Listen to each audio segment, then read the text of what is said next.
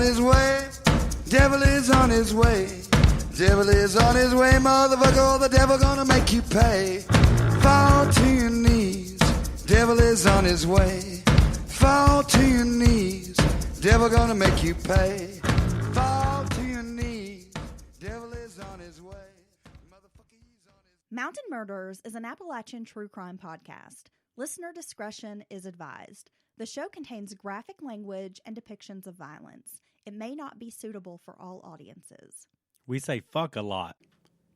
Hey, y'all. Welcome back to Mountain Murders. I'm Heather. And I'm Dylan. Yes, you are. Oh, man, I feel great today. I'm sure you do. It only spent, you spent an hour or so dilly-dallying before we could even get started recording. Look, we have a big case, a big story to get into, and a big episode, so we don't have time for that.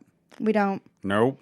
Yeah, you're right. I don't have time for your bullshit today, Dylan, because part 2 is huge. We concluded part 1 with the disappearance of Earl Terrell, and although we will be discussing more victims in this episode, part 2 is going to examine the investigation and Atlanta's reaction to the case. Yes, this is an incredible story, and the more that Heather has dug into it and discussed it with me, it's just, I'm blown away by all the information and some of the key components of it. It was almost a year into a series of disappearances and murders before Atlanta police began to publicly agree they could have a potential serial killer on the loose. Tensions are growing among residents. There seemed to be no end to the chaos. Despite the amped up police efforts, there was no sign of a suspect.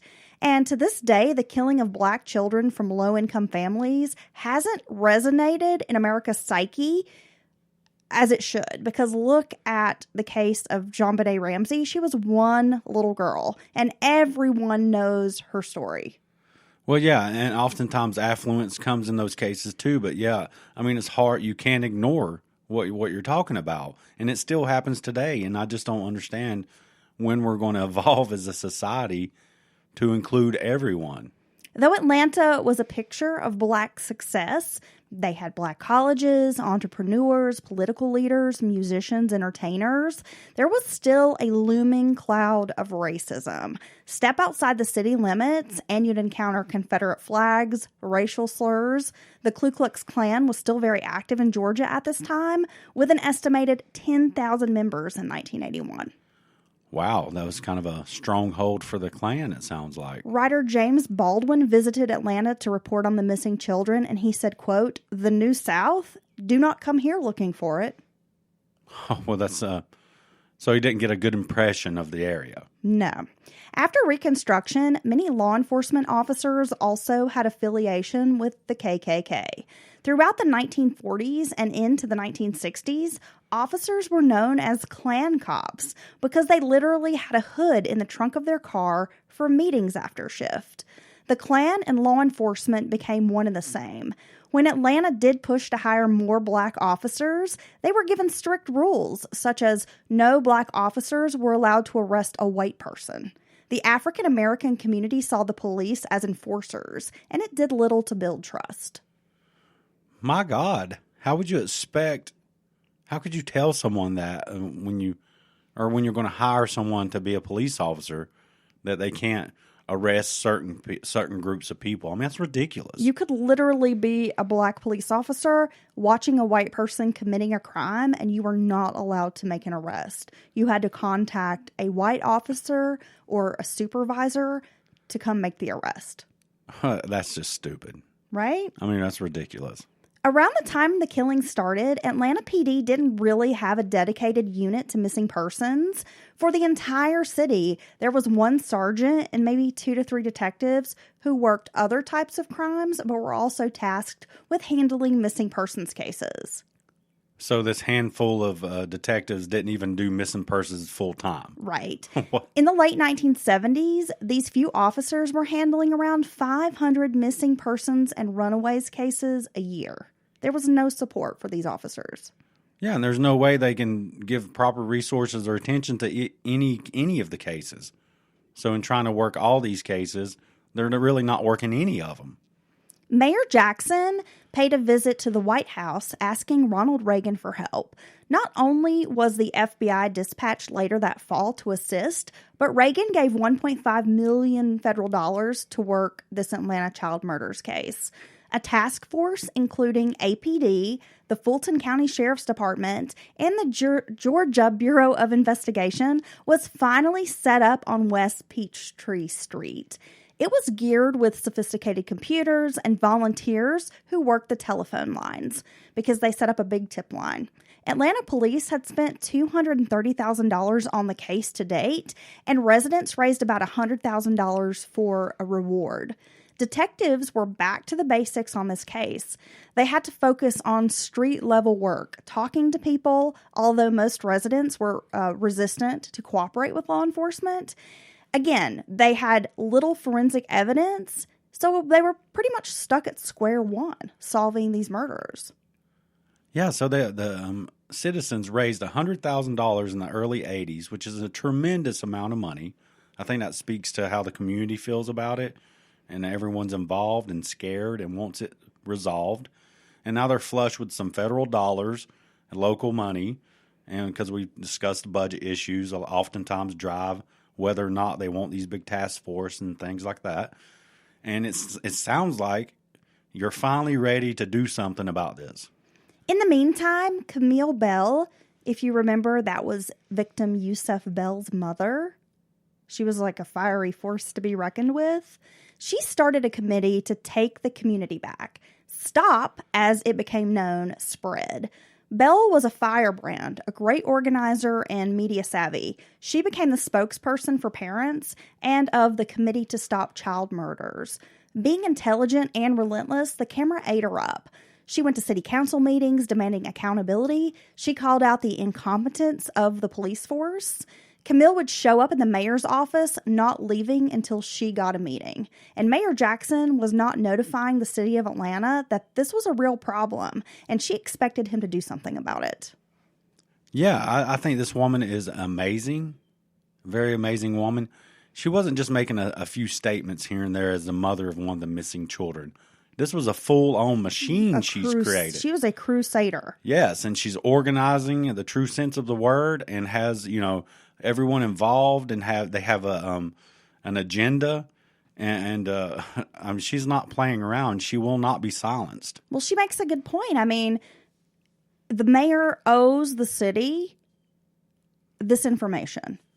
Right. It's not like you're asking for something that you don't have a right to know, or you literally work for the citizens, and this is all information, and the citizens are the ones being harmed by this murderer, this killer that's running loose.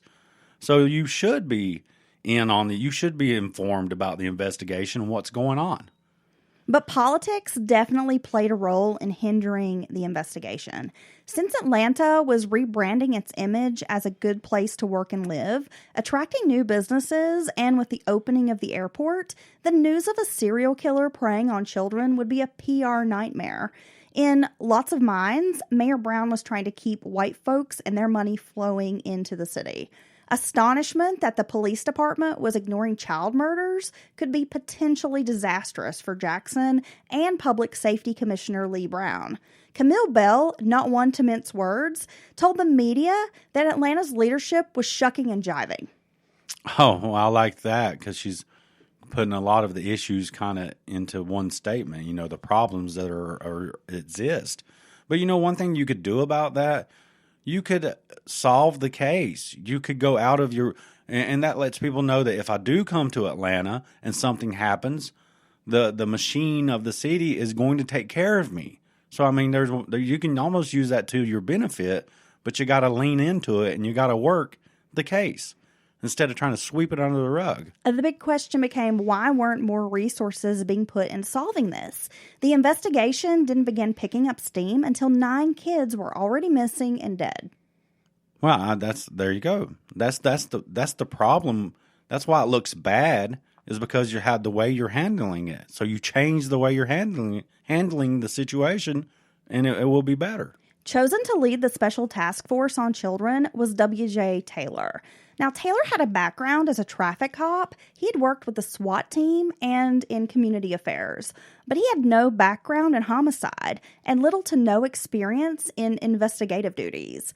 He was absolutely shocked when he was given this assignment because he felt unqualified to lead a task force. Well, and he sounds unqualified, and he knows it as well, which is a good thing, because sometimes people are given an assignment and they think they can do it when they really can't. Dunning-Kruger effect. Yeah, exactly. But that doesn't make sense. Why wouldn't you find someone who's overly qualified, very experienced, to run this task force? Residents were angry at the lack of community policing. There were no patrols of the neighborhoods, and of course, there were budget constraints, as you mentioned in the beginning, but people felt the police needed to be out in the streets, especially when the city's children were being picked off of corners. Victims' families felt their treatment was poor. At no time did law enforcement take the time to sit down with any of these families to share information with them or give them any kind of updates on how the case was progressing.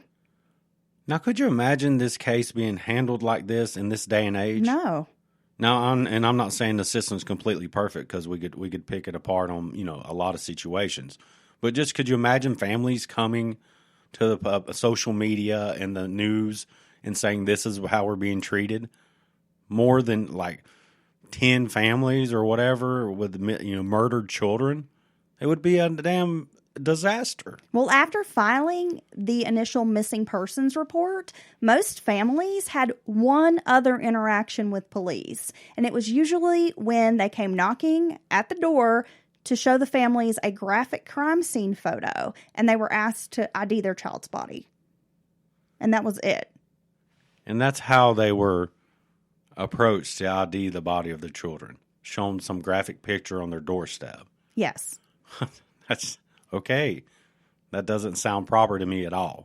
But detectives, officers were not checking in with these families, asking them, do you have any other information? Here's what we're finding. This is what we think is going on. Nothing. I mean, I just can't even imagine how this was allowed to go on. No, I can't imagine who thought this is okay up the chain. And more salt on the wound is, there's talk of budgetary concerns and financing of the investigation. That's the very citizens whose children are being murdered. That's your money. It's being funded by taxpayers. It's disgusting. Like STOP, the community began taking justice into their own hands. The New York Guardian Angels arrived, teaching kids self-protection and fight techniques. After school safety programs were set up, residents began patrolling the streets, outlining designated paths to and from school, and volunteers kept a watchful eye on the street corners as kids walked, their morning and afternoon routes. I mean, people were really worried sick, parents especially. There was a monster lurking in the shadows. Every morning, parents would be thinking, will my child make it home from school? Is it safe to allow my child to play outside? Can I let my child out of my sight? No, the entire community is under siege. And everything you just outlined that the community was doing was out of desperation and necessity, because they feel like the city and the law enforcement organizations are not doing anything for them. The Self-Defense Patrol armed themselves with baseball bats, pistols, and rifles. Soon the media would label them vigilantes, but the truth is, they were just black men, family men, stepping up to protect their children. Well, yeah, and I think any of us would do that. And that certainly doesn't make you a bad person. But then they want to slap the label of vigilante and some other, just brings it to mind like someone out of control, someone outside of the law. And I think that's totally unfair. They would set up these checkpoints and ask to see who was in the cars as they came into the neighborhoods. This included like delivery drivers. It didn't matter. One of the leaders of this movement was a former Vietnam veteran named, and I'm probably going to butcher this, I apologize, Chimaranga Janga. Oh, yeah, I'm sure you fucked that up. No, I think that's right. Well, That's an awesome name. He was described by many as a brilliant man, and he was an activist and community organizer during this time. I saw a video where he's being arrested by police for just being on the streets with this patrol, and he can be heard shouting, "Killing children in the streets, and you're locking up people trying to protect them?" Yeah. Yeah, and I know they couldn't officially come out. The city couldn't officially be like, hey, we support these citizens doing these various things, because it just would be improper in a way.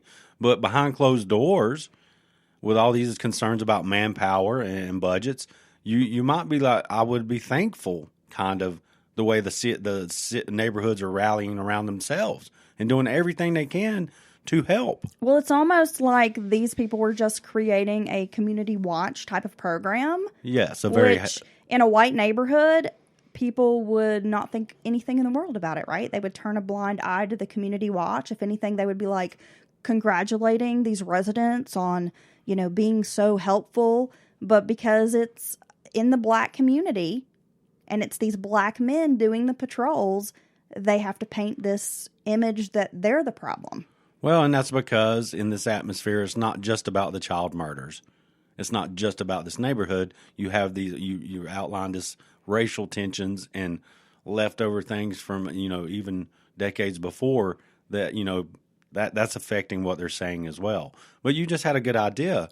If they round up about 4 or 5 Karens and drop them off in this neighborhood, this crime would be solved in maybe 24 hours. You'd have a Karen on every corner calling in. Yes, calling in on anything. Reporting suspicious activities. Reporting people parked in front of hydrants and shit and telling people they can't do that. Hell no, sir, you can't take that child like that. What are you doing? So yeah, 4 or 5 Karens would resolve this entire situation. Anxieties were building. In the black consciousness, there was a legacy of being stolen. The vulnerability now presented in front of their own homes was too much. Because think about it. This is a legacy of being taken. Yeah. Dating back to, 400 years before. Yeah, exactly. And then came the narrative that the victims were street kids. They were hustlers, drug dealers, and users, and petty criminals, as if they somehow deserved to be victimized by a brutal killer. Well, I mean, we see this time and again in today. Something happens. Something wrong happens to a person. And then they go back and say, well, when they got arrested for marijuana, or at some point they had a drug issue. They do it to rape victims. They do it to people in police brutality cases. Well, this happened. It doesn't matter. None of that matters. Their character doesn't matter. They could be an asshole, even if they're mean and a piece of shit. They still don't deserve what's happening to them. They're children, and they do not deserve to be taken and brutalized. Nobody does. And discarded like a piece of trash. No. In an empty lot. No, and for anyone to assault their character or say, well, but any of that shit is just, it's disgusting. But this entire narrative was wrong. Like, for example, Yusef Bell, he was a good kid, and many of these were good, regular kids. I'd say all of them, they might have got into some dumb kid stuff, and they're out there just trying, hustle around here and there, make a buck because, the poverty and things like that, but or just have a few bucks in your pocket. But I'd say, yeah, how could they not? They're basically good kids. They're just out there on the street, not living on the street, but just being part of that culture. Well, and think about it. What kids in the late 70s, early 80s weren't out running the streets? Well, it wasn't just in Atlanta. It was everywhere USA. Kids were out riding bikes, running the streets. You'd have gangs of neighborhood kids playing, swimming, doing all the normal kid things. Yeah. So there were street kids across America, if you want to look at it like that. Well, it just we know why that's done. We know why those types of things are used against victims. It's to make them seem less important. It's to make it like we're, I don't know. I can't even think like that. I don't understand. I don't get it. Dylan. Well, many in law enforcement began believing the assailant had to be black.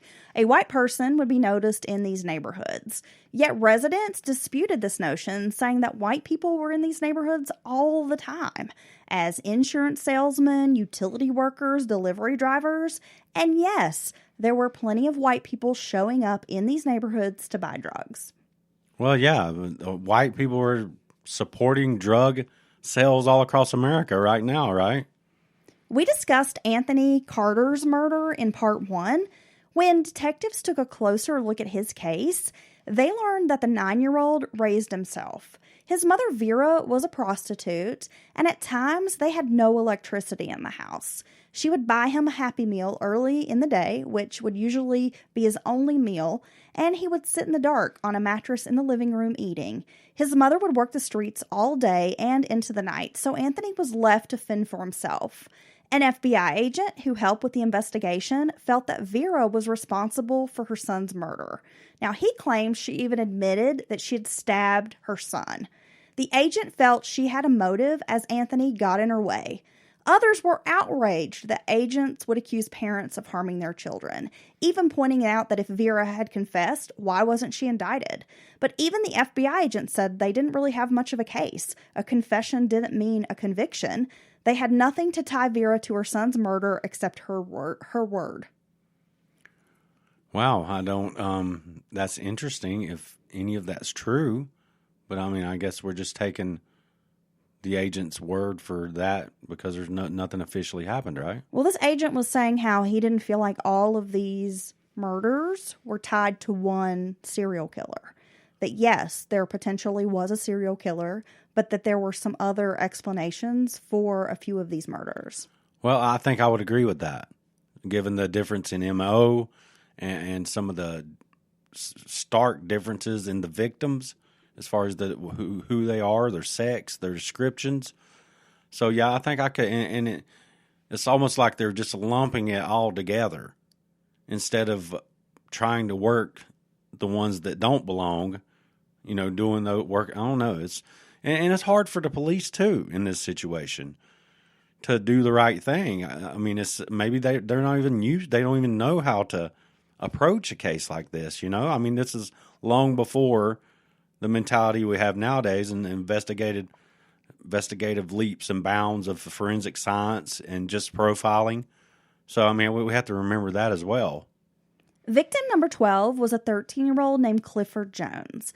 In September of 1978, Clifford, along with his mother and siblings, had moved to Atlanta from Chattanooga, Tennessee. On August 20th of 1980, Clifford accompanied his aunt to the Big Star grocery store to pick up some sugar and salt. His aunt was turning 14 on this particular day, and her big sister, Eunice, which was Clifford's mother, had promised to bake her a birthday cake. When they got to Big Star, Clifford asked if he could wait outside. He thought perhaps he could offer to carry out groceries and make a little money. As many of these kids did, they were little hustlers. They wanted to earn a couple extra bucks. And I can appreciate that attitude. His aunt told him that was fine, but to stay close by. So she was inside the store, for maybe about 15 minutes. I mean, she's just buying the sugar, the salt. When they were in line to pay, she sent Clifford's brother, Emmanuel, outside to tell the boy, "We're paying, we'll be leaving soon. So wrap up whatever you got going on." But Clifford was nowhere to be found. They searched outside and then went back inside the store to look for him. When they couldn't locate the boy, they walked home and informed Eunice that her son was missing. And this is, when they realized that he hadn't returned home, because their initial thought was, well, maybe he walked on, back to the house. Frantic, Eunice walked down to the Big Star. She asked everyone if they had seen her son. Clifford was discovered behind a dumpster in the rear of the former Hollywood Plaza Shopping Center. When police showed up at the house with a crime scene photo, Eunice was so overwhelmed that she fainted. Well, yeah, I mean, that's devastating. I don't know how I'd react in that. That's horrible. Her brother, Ricky, went down with police to ID the child's body. When he came home, he confirmed their worst fears. It was Clifford. Ricky said, "He's laying down there like he's asleep," to describe the boy. This family was a wreck. Clifford's aunt continued to carry around so much guilt over it. I mean, she kept saying, well, if only I'd made him come inside the store with me. Well, yeah. And just blaming herself, and it's really sad. A witness claimed Clifford was murdered by a laundromat manager. There was a laundromat in Hollywood Shopping Center, but charges were never brought against the manager, even though someone came forward with this tip. Is there information if they even approached the manager and investigated that? I mean, it doesn't seem like it was even investigated fully, this tip. Nice. On September 14th, 10-year-old Darren Glass went missing. Now, Darren's parents were both deceased, and he was a ward of the state in 1980. Darren lived with a foster mother, Fannie Mae Smith, and 3 other children in the 2200 block of Memorial Drive. When he vanished, he had only lived with Fannie Mae for about 3 months. Now, on the day that Darren went missing, he had gone downtown to watch an Atlanta Braves baseball game with a church group. He arrived back home about 4 p.m. on a church bus. He went to play in Drina Andro's yard, which was next door, to a neighbor named Kenny Brown, and we'll get to him in just a minute. Now, shortly after Darren went outside to play, Fannie Mae received a phone call from someone claiming to be Darren. The caller hung up before she made it to the phone to speak with him, and he never called back. Darren has never been heard from again. My God. And he went next door to play, it sounds like, and just gone. Darren was described as immature but streetwise. Some accounts say Darren had run away in the past, and there was a caseworker assigned to Darren that had reservations about the child's placement in Fannie Mae Smith's home. There were many adults he described as having questionable character in the home, and there was suspicion that drug use and drug dealing was happening. So this case manager voiced his concerns with a supervisor but was ignored.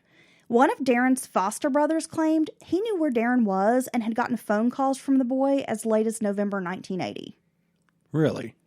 Kenny Brown, the neighbor, told authorities that he witnessed a black man wearing a green shirt, dark pants, and a flat black ball cap carrying a crying child, a male child somewhere between maybe 10 and 12, out of a light blue Nova on Memorial Drive.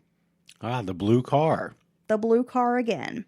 He saw the boy being taken into some woods. Then Kenny heard a shot and saw the man carrying the child back to the car, placing him into the trunk.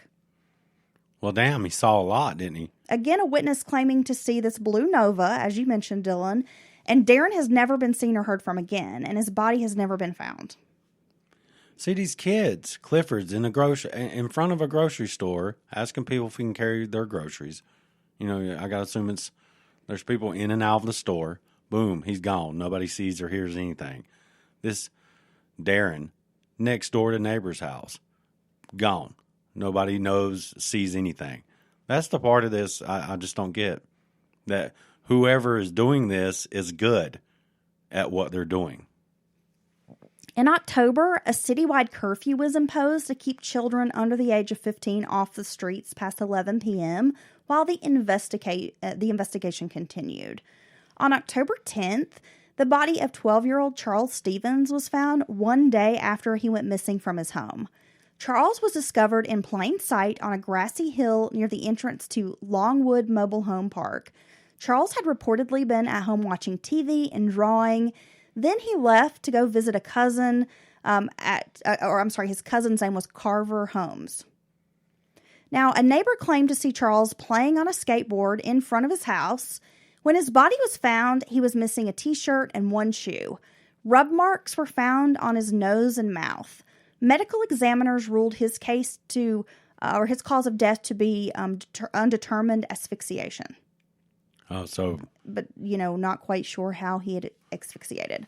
Forensic evidence was pulled, including dog hairs and 2 Caucasian hairs on the boy's body. His underwear were found some feet away. There were 2 pubic hairs that didn't match Stevens, nor did it match our later suspect that we will get into. When detectives were investigating the case, they learned that Stevens had been accused of stealing and dealing drugs. He also hung out at the Zaire department store, where another victim, Luby Jeter, was last seen. Yeah, I believe there's a big... I'm sorry, I got crossed up with the arcade. Now, on October 11th of 1980, a witness, a drug dealer, had told investigators that he saw Stevens wrapped in a blanket in the back of a buyer's car on the day he went missing. So this man had gotten into the car of this client or this buyer to sell drugs.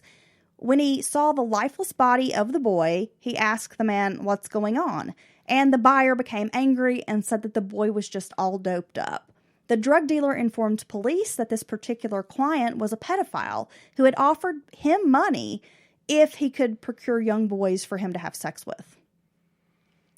Well, and what did the cops do with that information? Well, it appears there was never a follow-up to this lead and no charges were ever filed. Now you have someone disturbed enough that they're going to tell you they were selling drugs to Hey, someone. I'm a drug dealer, Yeah. but I am so concerned. Right. I'm going to tell you about this. Yeah, and you're going to ignore that and not follow that up? That's ridiculous. Yeah, Exactly. That's crazy. Around the time of Stephen's murder, large groups of volunteers were beginning to conduct searches for the missing children.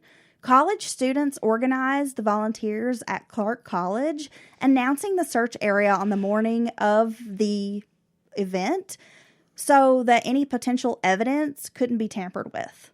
So no bodies could be moved. So it was basically like if you were a volunteer, you showed up. Last minute. Last minute, they tell you where you're going. Okay, and then you go straight there and start searching. Yes. Wow, that's pretty smart. The upwards of like 450 people volunteered to search, chopping and fighting through overgrown lots and combing abandoned buildings.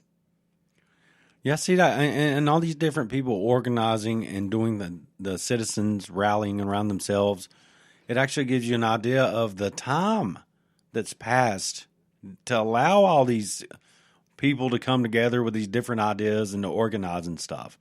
And that's the scary part of it, you know. This didn't happen in a matter of months. This is, carrying over into years. It was during the very first volunteer search at Dixie Hills that 7-year-old LaTanya Wilson's body was discovered. And you probably remember LaTanya from episode 1, the part 1. The area where her body was found had been searched days earlier by police. Searchers were actually told by police not to waste their time searching that particular area as they had done so recently. But volunteers ignored this and carried on. Later, some of the searchers would wonder if the police were incompetent or was there something else going on? Or a third possibility, they did search it, cops did a good job, and then someone put the body there afterwards. Maybe drove by and saw them searching and was trying to be cunning to dump a body afterwards. Well, she was found almost a year after she'd gone missing, and her remains were skeletal. So it seemed like they had actually been in that spot.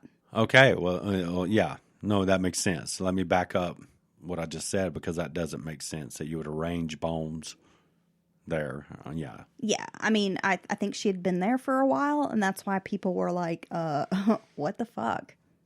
Do the police just not know what they're doing? Did they really search this area? Or is there like some other reason why they didn't find her body? Yeah, that doesn't make sense. On November 2nd, the body of 9-year-old Aaron Jackson was found on the banks of the South River near a bridge. He had last been seen the day before about 3 miles away at the Moreland Avenue Shopping Center. When Aaron was found, he was missing socks, but fully clothed otherwise, including, like, he had his shoes on, but no socks. The medical examiner determined Aaron had died from strangulation. Aaron had known victim Aaron White and later victim Patrick Rogers. So Aaron had moved to Atlanta just 2 years prior to live with his dad, Aaron Sr., who was a roofer. His mother, along with his 2 other siblings, had stayed in Washington, D.C.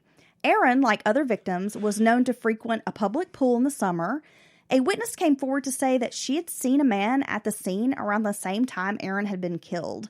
She went to the newly formed task force to make a report, but they failed to respond to her. Yeah, well, I just don't get what this task force is even for. If people keep stepping forward with information and you're not following up. Then later on, someone with this task force got the details between the Aaron Jackson and the Aaron White cases confused, which led to further issues with this investigation. And that sounds incompetent. Officially, November 6th of 1980 is when the FBI joins the task force. The case becomes known as Major Case 30, and this is where the Netflix show Mindhunter comes into play, if you happen to check out Season 2. Yeah, and now you would hope that they're going to get their shit together. The behavioral science unit at Quantico had begun interviewing serial killers, which was a brand new term. Like, up until this point, they didn't have a term for a serial killer. And they were using the information that they would gain from interviewing these serial killers to create a profiling program that we know today. The profiles were based on characteristics found to be common among more than 25 serial killers. FBI psychologist John Douglas arrived in Atlanta to help out. He traipsed through the wooded areas where 5 of Atlanta's missing and murdered had been found to create his profile of the killer. So Douglas's report described the killer as having above average intelligence, that he would be articulate, and would be closely following the media coverage regarding the murders. The killer would change homicidal methods to suit needs. The killer might have frequent changes in employment or be self-employed. He would likely be the only son in a family. He also added that killers of children are often pampered and overprotected in their own youth, and that at some point they began to fixate on young boys or girls. Oh, that's interesting. This profile he created was like a guide for evaluating suspects as they emerged in the investigation. And he said, quote, "Your offender is familiar with the crime scene areas because he is or has resided in the area. In addition, his present or past occupation caused him to drive through these areas on different occasions. The sites of the deceased are not random or change disposal areas. He realizes that these areas are remote and not frequently traveled by others." Yeah, and I think me and you both think that the killer has some kind of comfort level with this area. Not that doesn't necessarily means he lives there, but like you said, he could work there. He may come through there frequently. But yeah, to take these children, do what he's doing, and then put their bodies back a lot of times near the same area where they were taken. Well, no, actually, some of them were taken quite a ways away from where they were taken. But yeah, I think he definitely has some kind of comfort with this area. He also added that a frequent tactic used to abduct street-smart kids without being seen is by impersonating law enforcement officials. Wow, I didn't think of that. So that could be a potential way that the killer is luring these kids into a vehicle. He's getting them to comply without a fuss, and he's ordering them, being authoritative. Yeah, that makes sense. Well, as we get into part 3, our suspect has similarities, some but not all of Douglas's profile, and we'll be talking more about Douglas during the trial phase. On December 7th, 16-year-old Patrick Rogers, nicknamed Pat-Man by his little brother, is discovered 15 miles away from his Thomasville Heights housing project apartment. And this is where he went missing on November the 9th. November the 10th, sorry. So he had been missing for about a month. Patrick was a talented singer and performer. He appeared in talent showcases across the city. Patrick was also described as a martial arts expert by his brother Isaac. Patrick wrote songs with a friend named Joe Harper, and he had connections to other victims, including Darren Glass, Luby Jeter, and Curtis Walker, as well as Aaron White, Aaron Jackson, and Lee Gooch. Wow. Yeah. So many of these victims, know each other and are friends. Yeah, like Luby Jeter is connected to a lot of these kids. A lot of other victims. Patrick often carried groceries for folks at the Moreland Avenue Shopping Center. On the evening of his disappearance, he had gone to the bus stop on Henry Thomas Drive. Mary Harper, Joe's mother, reported that he had come by her apartment looking for Joe. He told her that a man wanted to be his manager and record his music. His brother Isaac also said that Patrick told him he was going to meet his new manager at a recording studio. Oh, my goodness. His body was found in the Chattahoochee River. Police speculated he was dropped from the bridge above. A medical examiner determined his cause of death was blunt force trauma. So he's dead before he hits the water. It was through his singing and talent shows that Patrick Rogers met Wayne Williams, who would become suspect number 1. Wayne was a self-proclaimed talent scout and aspiring record producer who ran a boy band. But we're going to get into Wayne soon enough. When we get into part 3, you're going to learn all about Wayne Williams if you're not familiar with who he is. By 1981, children are disappearing once a month on average. It was in January, as we mentioned in part 1, that the bodies of Earl Terrell and Christopher Richardson were discovered off Red Wine Road in a wooded area. Terrell and Richardson both disappeared from different parts of the city, though both were last seen at swimming pools. Yeah, it seemed you talked earlier about the cooling off period, changing, getting longer in some cases as the heat's dialed up. But then now it seems that the killer's comfortable with everything that's going on, and it seems like there's not as much time between the cooling off period. It is with the Terrell case that a new angle is considered: pedophiles. Pedophile rings. Now, in downtown Atlanta, there was the Omni, which was a popular hangout with video arcades and other businesses. Patrick Baltazar, who is one of the victims that we will get into here in just a few minutes, was known to play video games there, as well as some of the other victims. So just behind the Omni, there was a house. Tom Terrell was known as Uncle Tom, and Tom admitted to having sex with a few of these victims, including 13-year-old Timothy Hill. Now, authorities first began tracking a sex ring involving underage males back in 1973. The Odyssey Foundation was led by a man named John D. Norman, and during their investigation, the police uncovered multiple pieces of child pornography and information on young boys who were clients of the foundation. People were paying money for catalogs that contained information on fellows, which was the code word for underage victims who were available for sex. What the hell? So it's that organized. They're actually putting this together where you can reach out and get a catalog and pick a victim. The group allegedly cruised around looking for runaways and young boys at bus stations, street corners, just wherever.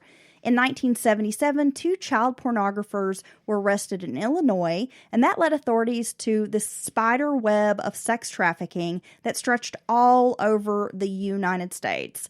And the ringleader was this man, John D. Norman, of the Odyssey Foundation founder. Yeah, oftentimes when they bust these child porn rings, it really is like a spider web.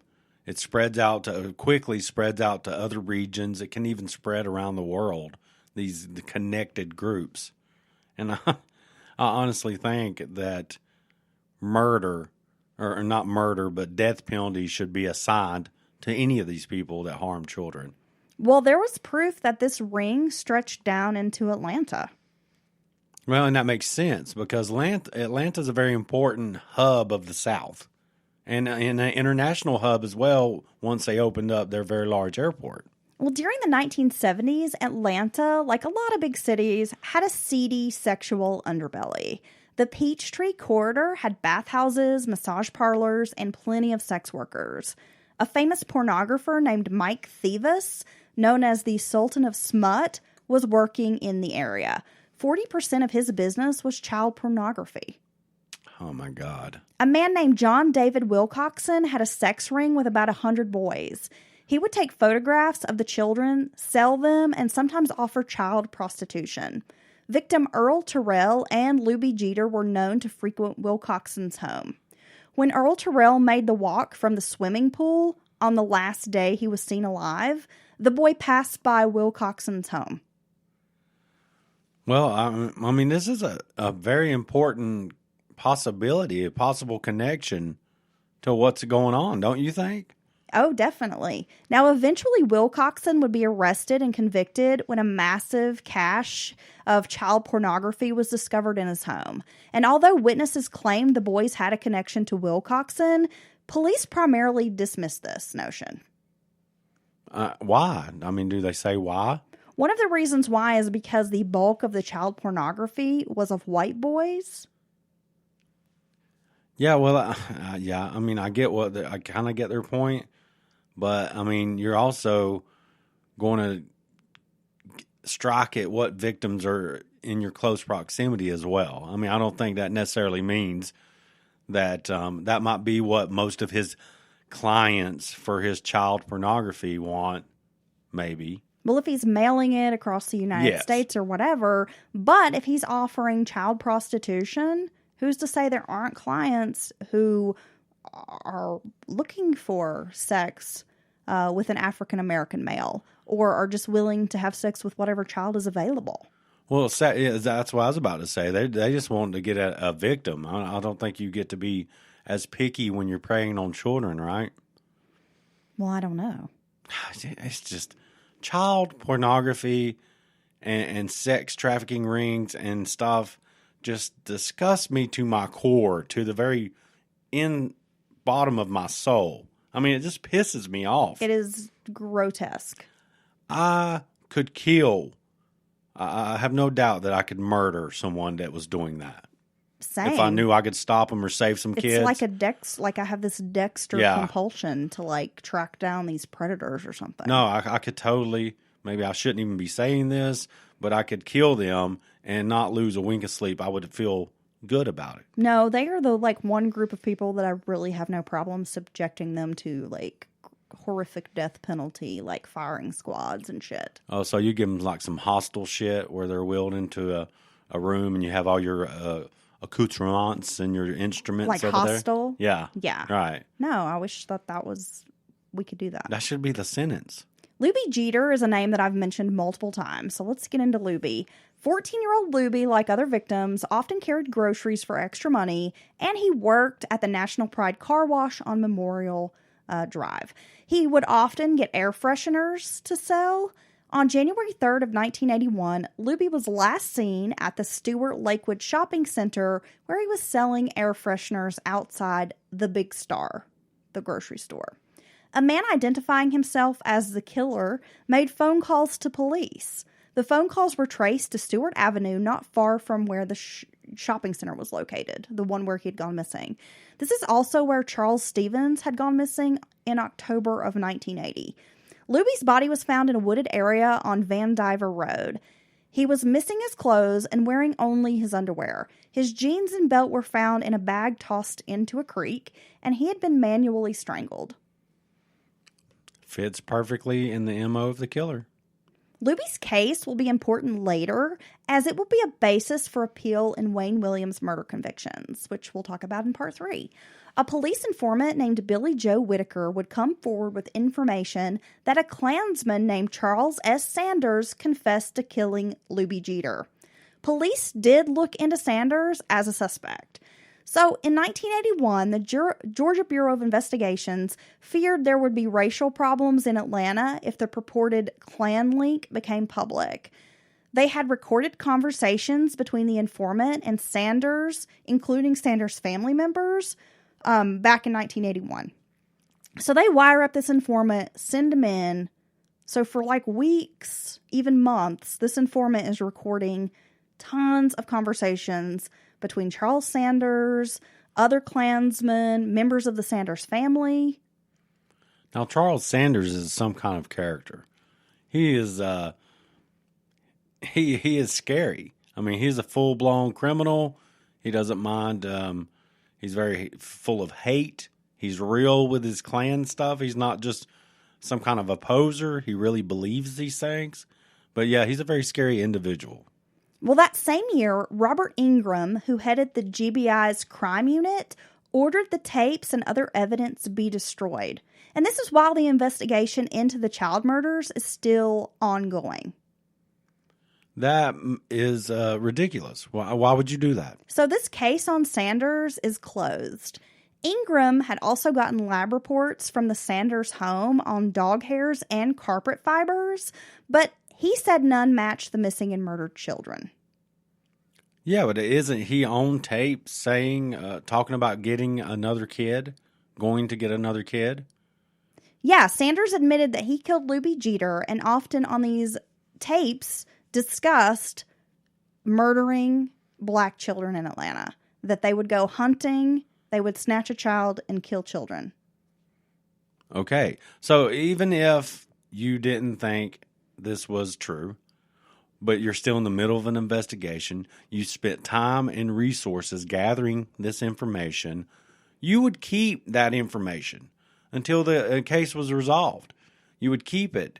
just in case it became important, even if you thought it wasn't important at the time. You would not order it destroyed in the middle of an investigation. That's very strange. Whitaker, the informant, taped for state police an admission by Sanders after the Jeter killing, and also caught on tape that the Klan was involved in numerous child murders. Now, if you're interested in learning more about the Klan's potential involvement, search for the 1986 feature article written for Spin magazine. It is by Robert Keatling and Barry Michael Cooper. It will blow your mind. So we are just supposed to take the word of this crime unit director that none of this was pertinent to this investigation. None of it matters. I ordered evidence, potential evidence destroyed mid-investigation. And let's say that could have led you to an that could have been pertinent to another investigation, not even the child murders, right? You have this criminal family and the Klan connection. And it doesn't make there's no valid reason to destroy that evidence.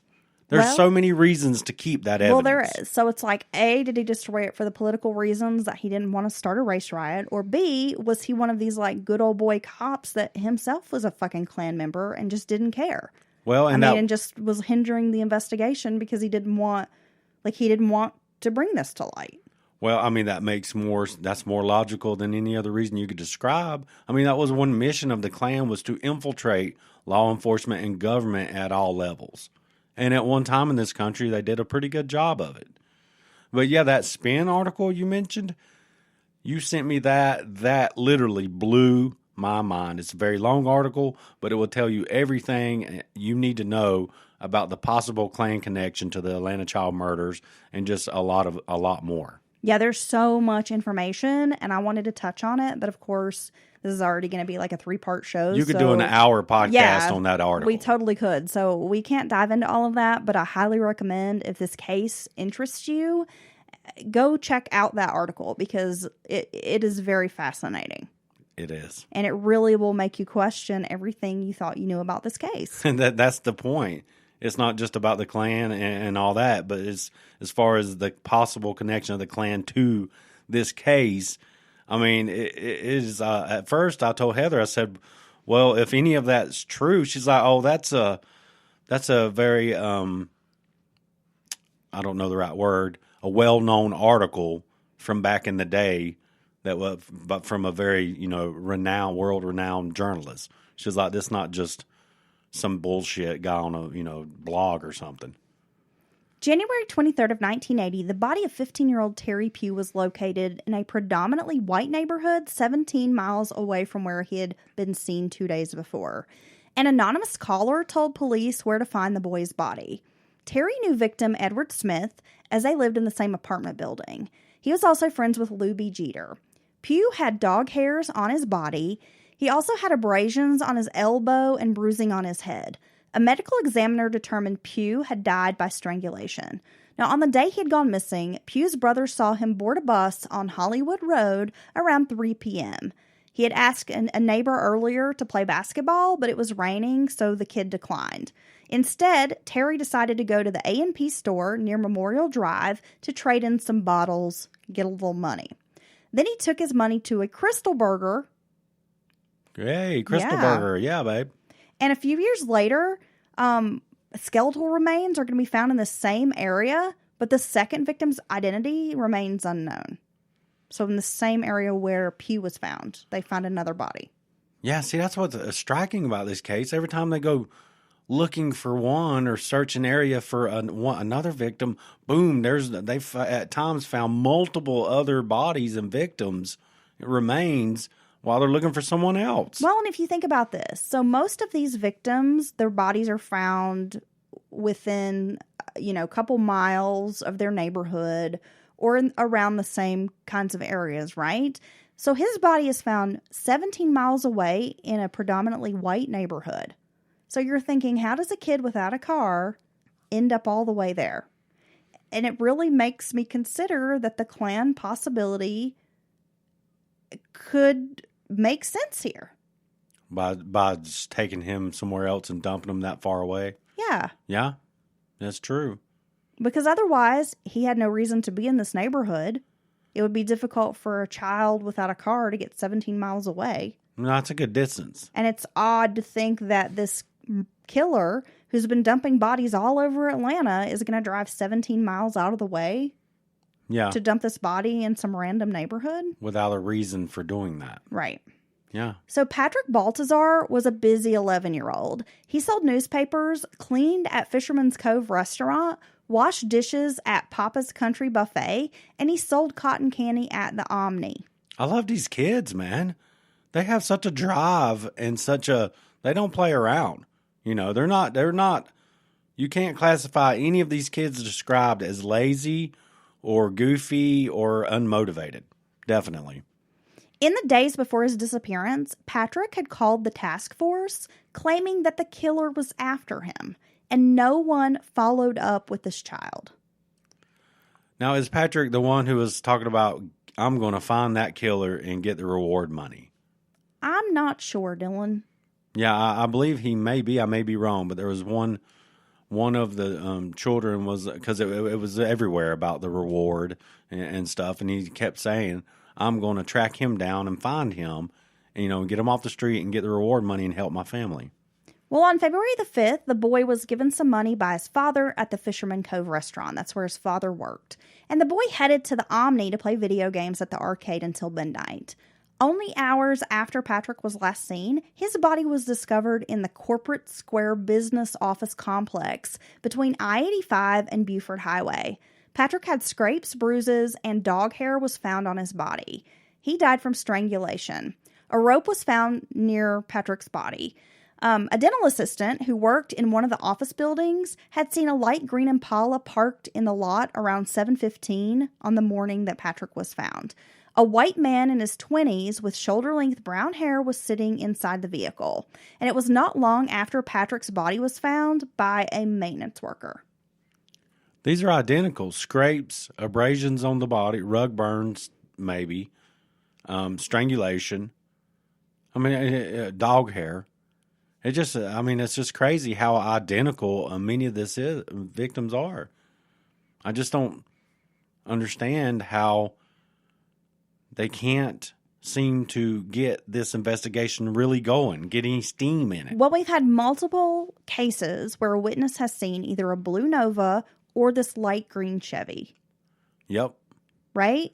So the dental assistant is kind of taken aback by this man who's just sitting in this car. Because it's abnormal. In the early morning hours as she's going in to open up the office, whatever, and, takes the time to notice him because it's so out of the ordinary. And then soon after, they find the child's body. Yeah, I just don't. How many times does something have to keep popping up in an investigation? This is armchair investigation. I would be like, we need to find out about this blue Nova because it keeps on coming up from different people. One person might have some motivation to lie or got something wrong, as many eyewitnesses do, because the brain plays tricks on you. But when it keeps on and on coming up, at what point are you like, there should be a picture of a blue Nova like in the middle of your board and be like, I want to know about this car right here. Well, it just makes me curious, like what kind of car did Sanders drive? Yeah, exactly. With this clan connection, did he own a green Chevy? Did he have shoulder-length hair? Did any of his associates? Exactly. Yeah, and this is information that they might have had in this file and everything that was already been put together and destroyed. Yeah, so there you go. Great point. Jeffrey Mathis, who had been missing for almost a year since March 11th of 1980, was found on February the 13th. Now, if you recall, he went missing while running an errand for his mother. And a witness claimed to see him get into a blue car with a light-skinned and a dark-skinned man. There you go. So we talked about him in part 1, but they're not finding his body until, a year later. He was found in a briar-covered patch of a wooded area, and he was so badly decomposed that his cause of death couldn't be determined.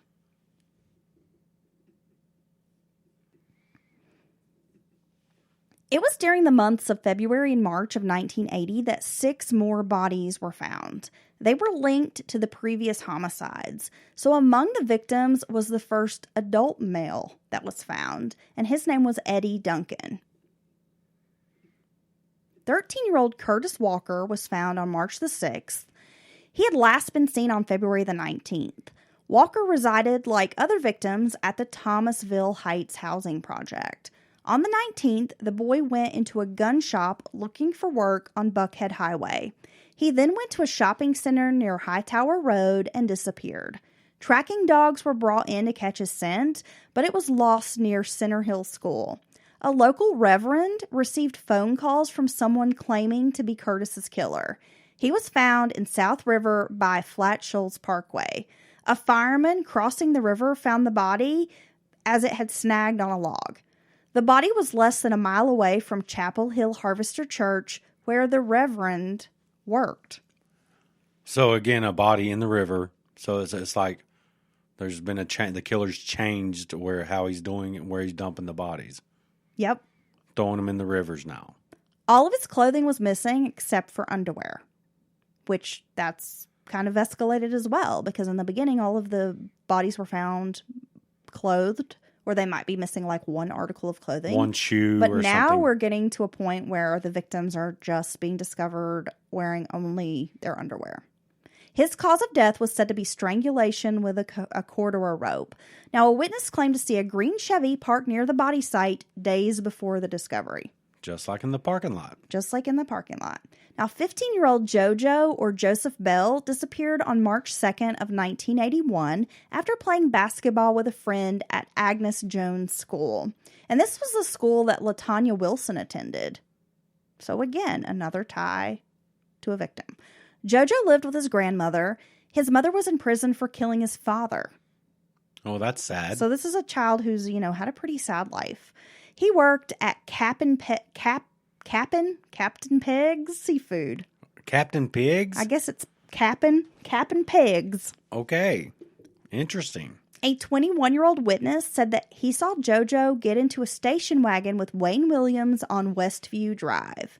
2 days after he went missing, a co-worker at the seafood restaurant said JoJo called him and said he was almost dead. The boy pleaded for help, and then the phone line went dead. The employee notified the manager, who in turn called police. On March 7th, JoJo's grandmother received a phone call from a woman who claimed she was JoJo, but it was clearly a woman's voice. Well, that's weird. Grandma contacted the task force, but they never responded. So she contacted the FBI. On April 19th, his body was found near the South River in Rockdale County. He was wearing only his underwear like Curtis Walker.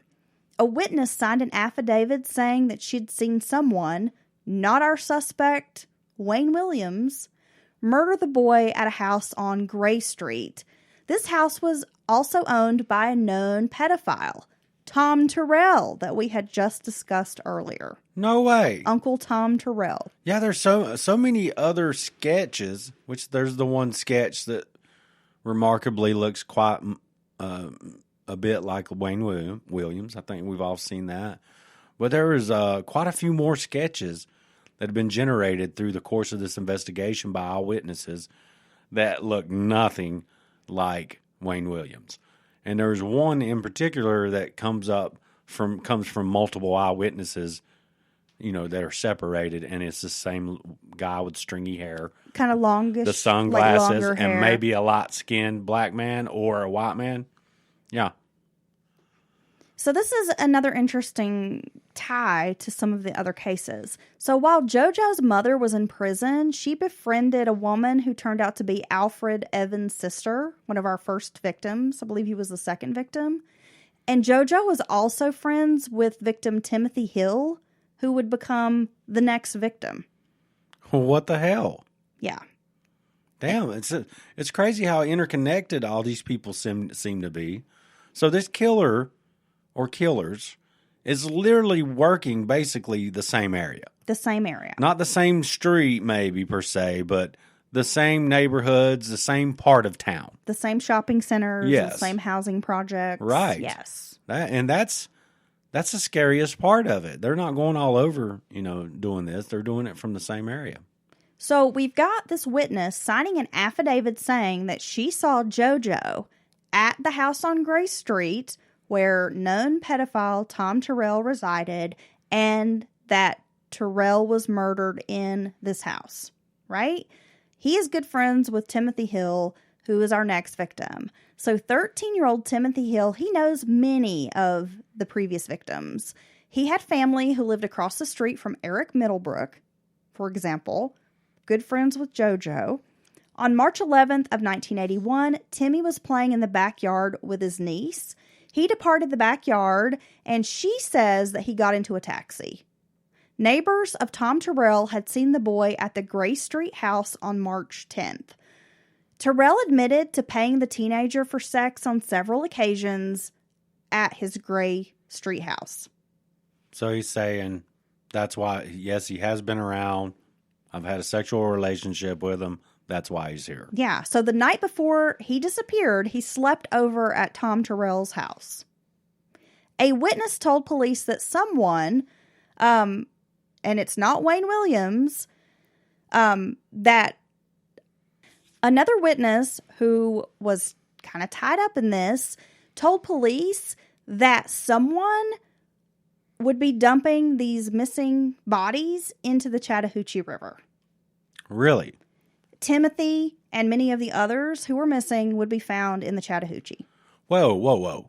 So this witness come to investigators and said that this will happen. Yes. The next victims will be dumped in the river. Yes. And then the killers maybe already changed that MO. The police know they've already found multiple victims in the river. And the person that the witness was like describing was like Terrell and other pedophiles. It was not Wayne Williams.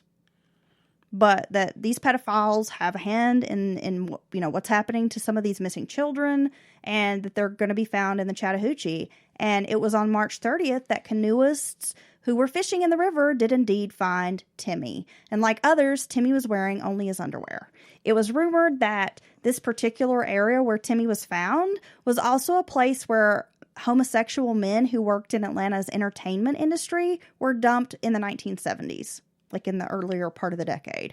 There were some homosexual male, sex workers, entertainment workers, like they were strippers, whatever, dancers, that were murdered and dumped in this same area. So this was like a spot kind of known for homosexual men being found. Wow. Which, I'm not saying that homosexuals and pedophiles are the same thing, but you have to think, well, it's just an odd, I guess, kind of coincidence, right? Well, no, it is a strange coincidence. Just the fact that this just might be connected to geography there. This is a good place to dump a body, if you will, if you need to get rid of a body.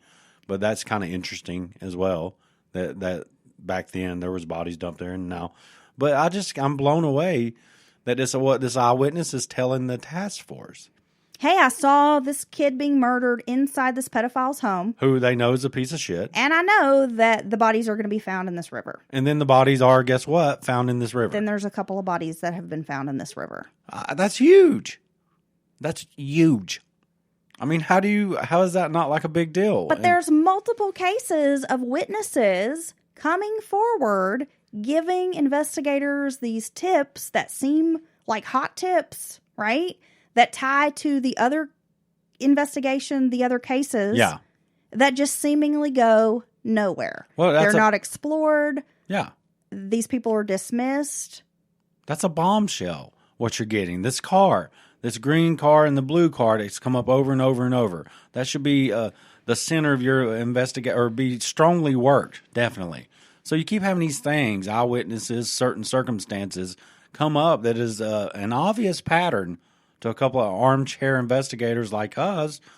And I just don't get how the task force, unless it's intentional, possibly, unless there are people higher ups, because a lot of times, we've already heard it in this story, you have a detective or an investigator say, hey, seems important, and runs it up the flagpole, and he gets threatened or shut down, And that's very interesting as to why that would happen. Wouldn't you let your investigators follow leads, track things, and, do it whatever they thought was best? So, yeah, I mean, again, it doesn't make any sense. Well, though, these task force investigators did question and, interview these, two pedophiles that I've mentioned. These known pedophiles. It didn't seem like it really went anywhere. And I'm thinking, you've got this one victim who was at this house the night before he goes missing. Terrell admits knowing. His niece sees him get into a taxi, and then he just vanishes. Yeah. And then you're just going to, like, dismiss this pedophile story that, like, well, he was over here last night and spent the night, but... So he's admitting I that don't know possibly anything about him. He's one of the last people to see him alive, maybe the last. He's already, he's a pedophile, which I would just be like, you're a piece of shit. And, yeah. And you have a witness claiming that he saw one of the victims being murdered in Terrell's house. Yeah, that seems pretty strong evidence. I think I would be kind of concentrating on this man or his known associates. And you have multiple victims who are tied to these pedophiles who've been seen in the presence of these pedophiles at their houses, that there are witnesses coming forward saying these boys had sex with these known pedophiles for money. You've got 3 or 4 victims. Like, it just doesn't make sense. Then you've got Charles Stevens and the drug dealers coming forward, like, this guy was selling drugs to as a known pedophile, and he had this boy's body in the back of his car. I forgot about that one. And again, it's like, we're just not going to really pursue this. We're not going to follow up on that. It just seems really important. The drug dealer must be a runaway. I mean, yeah. So, I mean, there's just a lot of holes in this investigation, a lot of chances. It seems like they had an opportunity to, follow this lead or something and get more information. And it just seems over and over that they were just not taking that opportunity. Well, during the years surrounding the Atlanta child murders, there were 158 murders of children in Atlanta, with 33 unsolved cases that still remain today. Yeah, when you told me that and you looked up that, that's a lot. So what the fuck was going on in Atlanta? That's a lot of so, I mean, it sounds like a majority of them, and they were quickly solved. They knew who did it, be it, abuse of parents or, whatever. Another killer. Gang activity. Drugs. Yeah. Disputes, whatever. But then there's, and they closed the book on 21 plus with when they convicted Wayne Williams. So there's 21 off the board, and you still got 33 to this day that are unsolved. Yeah, I don't know. It seemed like the children of Atlanta were under assault. Definitely. Well, 40 years later, we're still searching for answers. And when we get into part 3, we will cover the suspects, an arrest, trial, and more information on the remaining victims. This is a huge case with a lot of information, so make sure that you tune in for part 3, which is coming to you on Sunday. Yeah, I know this has been a lot of information, but Heather she felt very strongly about telling the story of each individual victim, not putting them in a clump and an afterthought and just, glossing over it. And I think that's very important as well, because it really puts this picture together when you see how they're connected, how they know each other, how they might be connections to this group of pedophiles, and then Charles Sanders. So this really weaves this story. And I think she had to do it that way, and I enjoy what you've done with it so far. But we want you to keep following, because we can't wait to start talking about once Wayne Williams comes into the picture and the aftermath of his conviction, because it's just going to be more stuff that is going to blow your mind. There's, like I said, a lot of information, so more ground to cover in this huge case.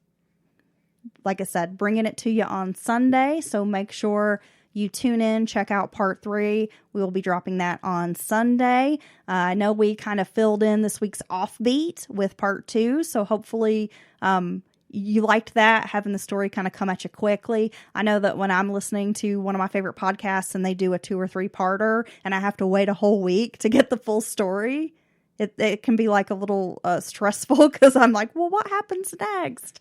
So hopefully this helped you guys out. If you want more Mountain Murders, you can find us at patreon.com/Mountain Murders Podcast. We have had a lot of fun the last couple of weeks in our Discord chat. So if you become a patron, you will get an invite to be part of the Discord chat, where we talk about just all kinds of stuff. Oh, we talk about everything, life, true crime, whatever's happening, what we're going to eat for dinner. It's like a little family over there. We have a ball. It's great. Yeah, we have, and it's growing every day, and we love it. We've been getting more listener tales come in, some great stories from our listeners, and we always accept those. We will have a listener story episode coming up here in the next couple of weeks. mountainmurderspodcast@gmail.com is a great way to get in touch with us. If you have a case suggestion, a listener tale, or you just want to drop us a line and let us know what you think about the podcast. We will be back on Sunday. Dylan, tell your fans goodbye. Bye.